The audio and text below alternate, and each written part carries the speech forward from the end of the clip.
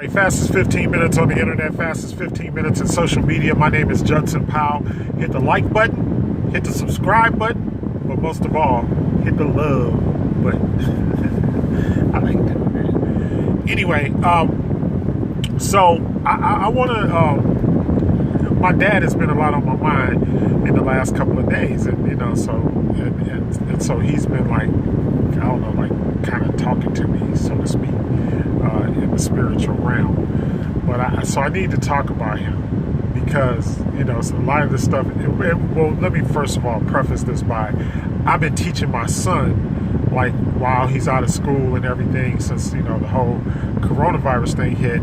I've been teaching my son how to invest in the stock market. And so basically, and then I've been teaching him a lot of the stuff that my dad taught me about business. And so one of the things that started, and one of the quotes that he always used to say about racism, because my dad was like always big on racism. And let me tell you, first of all, my dad, he worked in the dealer development department, the minority dealer development department at Ford Motor Company. And so a lot of the women, a lot of the Latino, and a lot of the black dealers, he actually, helped them to get into business. And so part of their program was training, and but they were also faced a lot of times with racism, with all different other types of things that would come up. Why? Because they were considered to be minorities. Once again, I don't like the paradigm of minority. I don't really subscribe to minorities or being minorities or nothing like that. Okay, so and he was one of the ones that taught me that. He was like, look, we're really not the minority. And then the second person who taught me that was Jesse Jackson. Was like, look, even though they talk about, or we use the word minority and stuff like that, in reality and in cash money, we are not, okay? Because we're spending just as much money and we're buying just as much stuff. So here's the deal. So my dad used to always have a thing, and I know this may not be his original quote or anything like that, but his thing was, don't get mad about racism, get paid. And so I always used to, because he was a very resilient person, and like no matter what happened, and he was amazing to me because of the fact that I never saw anybody that could like outwork him. Like I never met anybody who could outwork him. So when people used to come up to me and be like this, that, the other thing, and I'd be like, yeah, I'd be thinking in the back of my mind, but yeah, my dad, you get into a certain thing, you'd be like, yeah, and so that's what in fact, when I met my wife, I said, hey, you may find somebody, this, that, and the other thing, but you'll never find somebody who will outwork me or who will beat me to the punch on anything, because of the fact that I have a work ethic. And so let me get more specific. So to that end, it was like, and black people, let me tell you, to that end, black people, nobody on the planet has a better work ethic than black people. Except maybe, and when I include that, I mean also Latinos and people like that. Anybody who, in my opinion, is from the diaspora, because we have a work ethic. Because we were always we were forced to work. Not only were we forced to work, but we did a good job. Okay, so that's always been my thing to black people. It's like, look, and then my dad's thing was always, look, make more money than them. Because it's like when I walk in the room, I'm a Ford. My dad would say I'm a Ford Lincoln Mercury dealer. And how many white boys in the room? And I'm not saying that to be racist, but how many white boys in the room can say I'm a Ford Lincoln Mercury dealer? And I remember seeing my brother, and after my dad died, I remember my brother made a post, I think it was on Instagram or something like that, and he was talking about my dad was a boss. People talk about being a boss, but my dad was a boss. He was like a real boss. He was he was running dealerships and all this kind of stuff, in his 40s and 50s. So my dad was a boss. And So we had, and I praise the Most High for that, because we got to see like a real boss, a man, a real man, and so so that's how come I am the way I am. But he would always say, don't get mad, get paid, because see, racism, and I told my son this, I was like, racism is never going to end. And all the stuff, all the solutions and all the stuff everybody wants to talk about and everything, it's never going to end. Racism will never end. Never. And I very rarely am a person that uses the word never. But as long as there are differences between people, well, maybe I should say, as long as they're different, there will be prejudices. As long as there are differences between people, there's going to be people that don't like other people. And it's ignorant. I'm not saying it ain't ignorant. I'm not saying it ain't stupid. But in the final analysis, it'll never go away.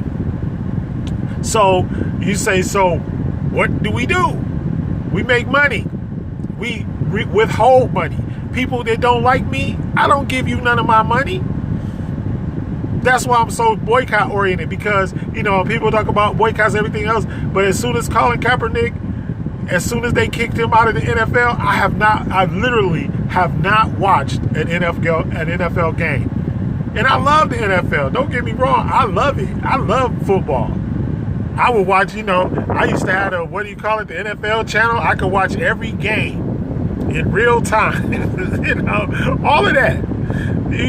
Call my son up. My son will tell you, I had the big screen TV and the projectors and everything.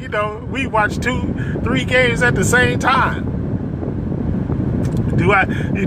So I gave some, but that's what I'm saying. All of this stuff, it requires sacrifice. But not enough of us are willing to make the sacrifice. And that's the problem. We got to make the sacrifice. We got to say, look, I ain't ate no Papa John's. All of these other companies and this, that, and the other thing that come up here, Home Depot talking about giving Trump all this money. I'm not going to support you supporting Trump, because Trump is a racist. I'm not going to support a white nationalist. I'm not going to support somebody who believes that the country should be for only white people. Why should I do that? That's ridiculous. And why should you do it? So don't get mad, get paid, and keep your money. Keep your money and spend it, or spend it with somebody who loves you and cares about you. Spend it with people that really, and you can find, here's the other thing, you can find companies. There are black people out here doing all kinds of stuff. And one thing, and that's another thing that my dad taught me. He's like, look, because, I say, look, somebody is always willing to do business with you. There's always somebody someplace who's willing to do business with you. And I'm talking about who mutually agree to do business with you and want to do business with you because they like you, or because they know you do a good job, or because they know that you have a good work ethic, or you deliver what you promise. There's always somebody like that. Always. Even if you got to, and now we live in a global economy. We live in a global economy. Reach out. Do you realize that there are over 30 billionaires, 30 black billionaires, not white billionaires. There are over 30 black billionaires on the continent of Africa.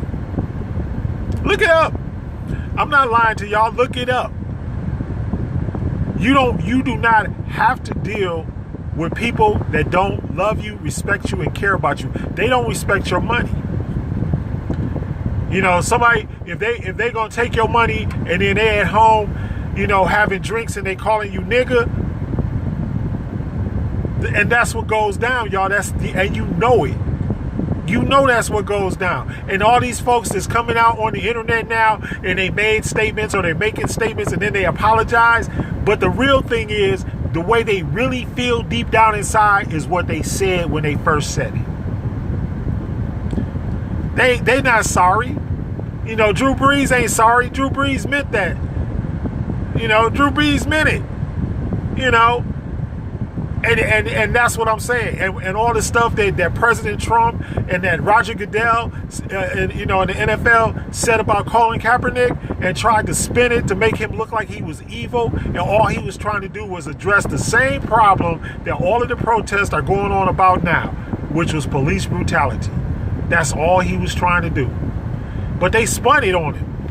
That old group, the spin doctors. They spun it on him. They put it in the media as, he disrespects the flag, he disrespects the military, and he disrespects, honoring the country. Bull. He's more of a patriot than any of them because he was trying to point out the problem before it did get out of hand. But because we got people that are racist and white nationalists and white supremacists, they decided, we're not going to let this man lead this parade. We gonna put our spin on it and make y'all believe what we want you to believe. So don't get mad, get paid. And the same thing goes. That's why I've been showing my son, like, look, son, this is how you work the stock market. Son, this is how you do this. This is how you do that. Because we want to grow up with generational wealth. If you got money, if you got land in a nice house and all of that stuff, who cares what people think? Really. The only thing we really want is, and that's why the whole thing about separate, I don't care if it's separate, but make it equal. If your mansion is 8,000 square feet, I want my mansion to be 8,000 square feet. If you drive a Bentley, I want to drive a Rolls. You gotta go one step up. But that's believing, but that's supremacy. That's believing that you're superior to somebody else. And that's what I'm saying. But that racism, see, the thing about the difference between supremacy and racism is the fact that you just hating on a group of people because of the color of their skin or because of their nationality or because of whatever. And that's the same, and it's the same, believe it or not, it's the same thing in religion. These white nationalists, these evangelicals, they get out here and they they'll talk bad about somebody who studies Islam. When it's all the same, when it's really all the same religion. Abraham, right? Abraham. And y'all know it's gonna be some people that's gonna hate on me for saying that. But I'm just saying, I want you to know, don't get mad, get paid, keep your money, spend your money with somebody else. Spend your money with somebody who loves you and cares about you and respects the work that you do and the fact that you're buying their goods and products and services. Because, just because you there don't mean I got to come in there and leave them folks alone and let them be racist on their own. Let they folk take care of them. Because I ain't never seen nobody I ain't never seen nobody come on the car lot and be like, oh no, I don't want to sell him a car because he's white. Really? I'm gonna say you too. I mean, for real. And I don't care what color you are, as long as you good people. And that's my final point. My final point is just be a good citizen of the world. Treat everybody with kindness and love and with respect. And that's really what it's all about. Ain't none of us know better than nobody else. You put on your pants or your dress or whatever, one leg at a time, just like everybody else. I seen the dude made a video though online where he actually ran and jumped in his pants. And I was like, wow, But I'm just saying, everybody puts on their pants or they dress one leg at a time. And like I used to tell us, like, shoot them with a bullet, they die, cut them, they bleed, all the same thing. Don't matter what color your skin is. So don't get mad, get paid, keep your money, and don't spend your money with people that don't respect you. I don't care what it is, because you don't need it that bad. If you can't find a place to make pizza that respects you, then, make your own pizza. or open your own pizza parlor. That's my suggestion. Anyway, fastest 15 minutes is up. I'm done ranting. I love you. Hit the like button. Hit the subscribe button. Bye.